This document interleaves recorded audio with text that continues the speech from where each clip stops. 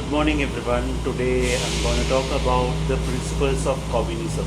What is communism? Communist is a, uh, you can say it's a kind of a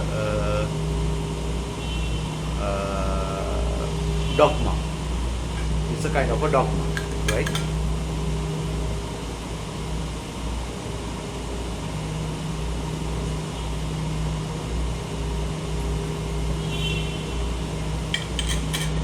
There is a Wikipedia source. There are some sources which I have found. So I'm going to explain you today. Principles of the communism. German is Grundsatz or communismus means. It's a brief of 1947. Actually, in 1947, work written in the Friedrich Engels, the co-founder of the Marxism, and also Karl Marx. Karl Marx is a Jewish person, Jewish nationality, and Friedrich Engels also, both are Jewish nationalities, right? So structures of catechism means capitalism.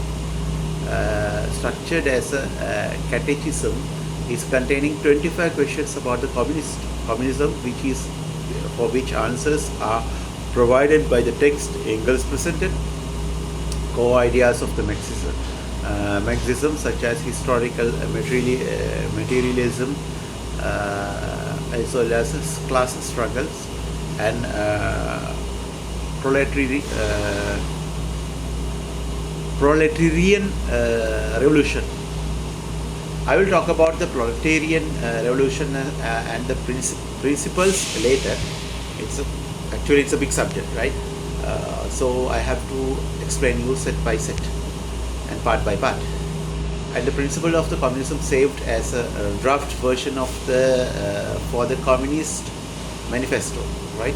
And I think probably in generally most of the world's problem currently we are having, most of the problems, communism can make a lot of good answers, right? Precise answers, and theoretically and practically also it gives us the more sustainable answers for the current political situation in dunia, the world, and what is currently trending, right? So in the principle of communism was composed during the October and November 1847 and was proceeded by the draft of Communist and the Confession of Faith. It's a very similar but distant text which is Engels had previously written in June of 1847. Like the principle of the earlier Confession of the Faith also used the Catechism convention, right? It's a kind of a convention.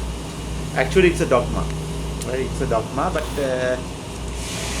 if you like you can apply into the society, but it's not a question of I am applying or you are applying or anybody applying, right? So the people in the world, they have to make kind of a common agreement. It comes with the revolution, right? There are 22 questions. Let me talk to you about these 22 questions shortly, because it's a very big thing. What is communism? Communism is the doctrine of the conditions of the liberation of the proletariat. Proletariat. I will explain you what is the proletariat. Proletariat is a very big vast subject.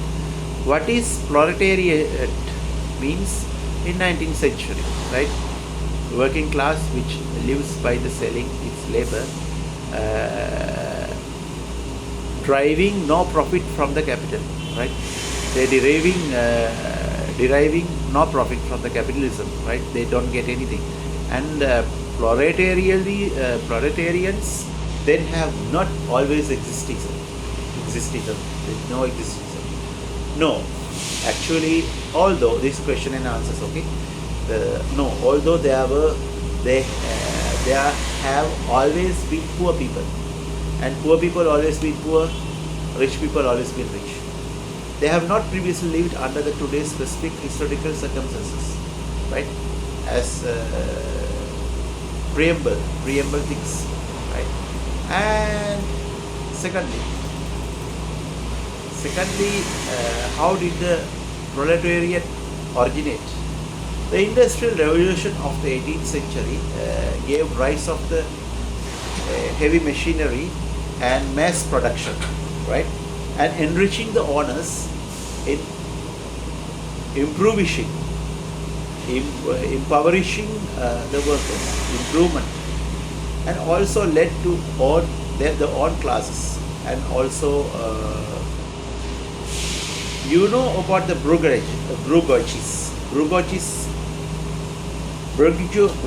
means there is some people, it's a caste, and the set of people, some of the community people who live with they are not vast majority, but they are minority, like a living class, with a high class condition.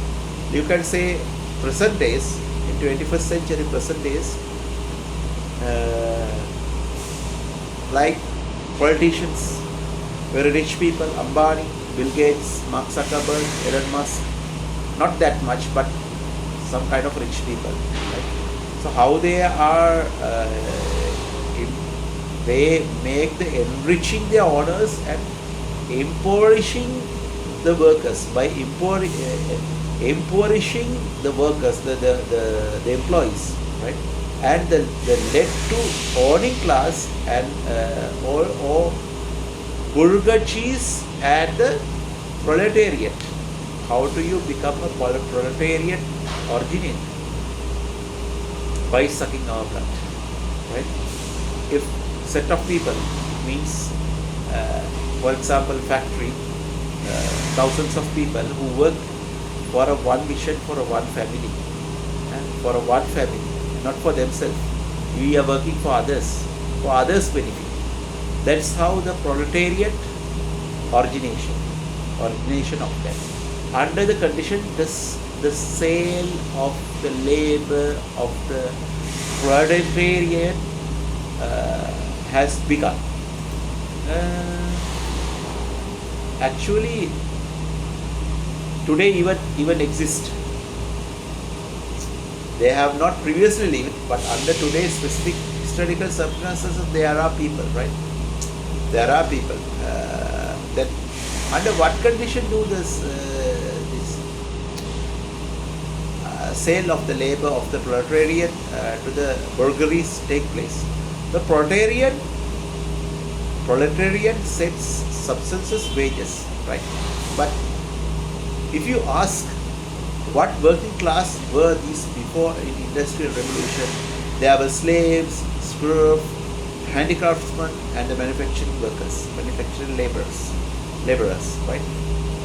Actually, if you ask in what way do proletariat differs from the slaves, the proletarian actually the proletarian slaves are sold for secretly, and proletarians sell themselves conditionally daily or hourly basis wages. Even we are proletarians, right? We are proletarians and sell for ourselves themselves continuously daily and hourly via wage labor. Slaves are outside of the competition, and proletarians are subject to skilled workers, right? The whims of the market competition. That's how it goes. It differs. And in what way do proletarians differs from the serfs? Serfs are provided land by the lords, right? Land by the lords, which they are expected to farm, giving proletariat and portion of the product of the to the lord, right? We in Sri Lanka we said adeta weda karana, right? And the serfs are assured existences of the which is the proletarians lack.